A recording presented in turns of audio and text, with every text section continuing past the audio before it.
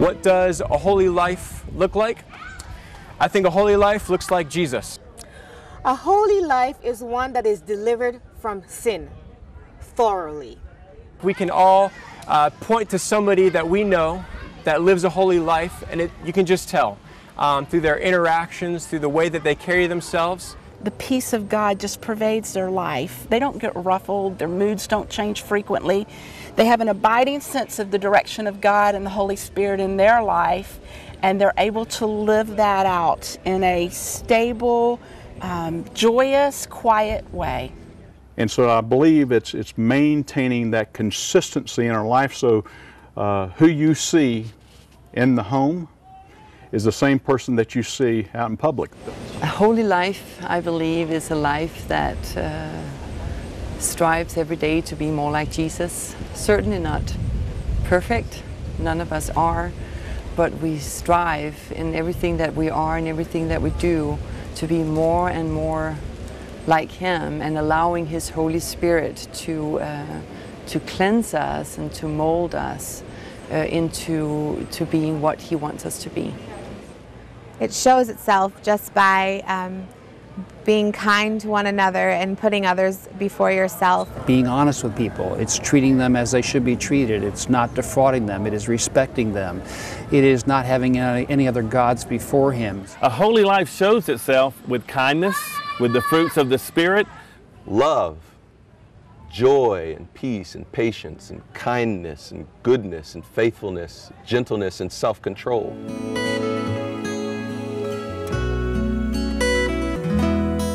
It isn't possible to measure or quantify spiritual experience.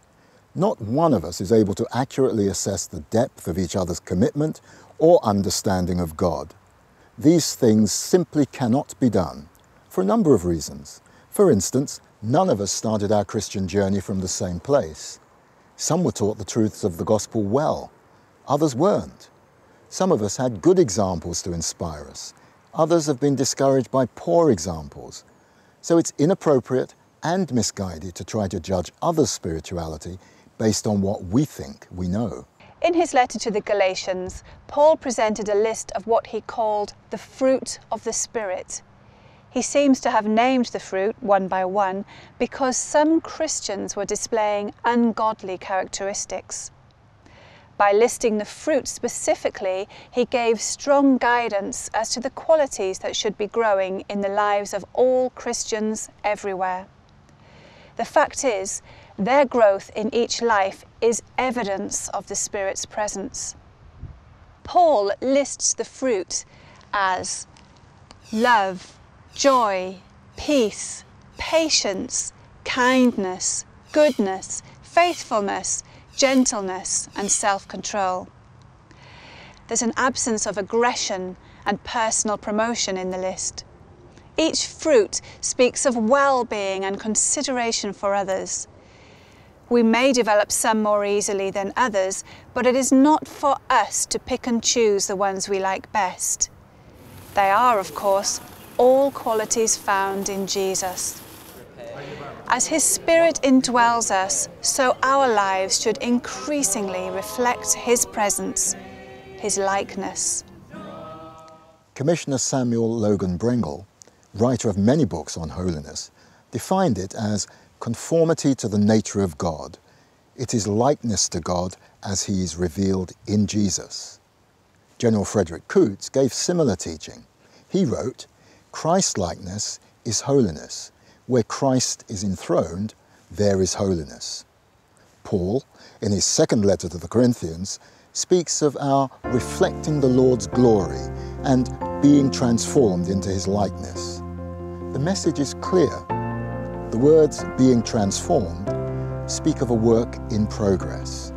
In the same way, the analogy of fruit implies growth, moving towards maturity, Paul, who preached and embraced holy living, openly indicated God was still working on him.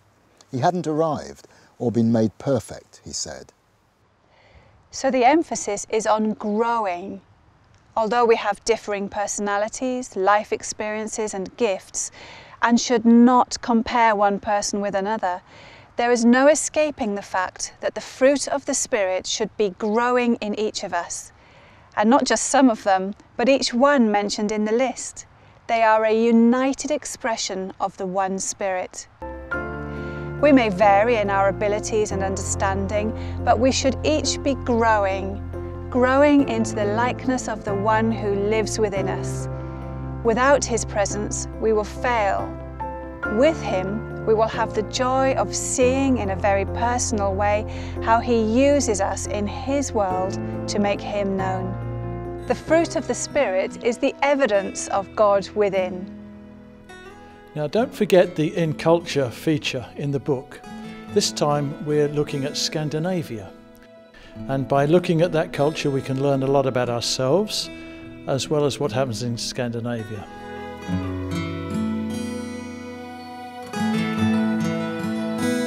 So until next time, enjoy and God bless you.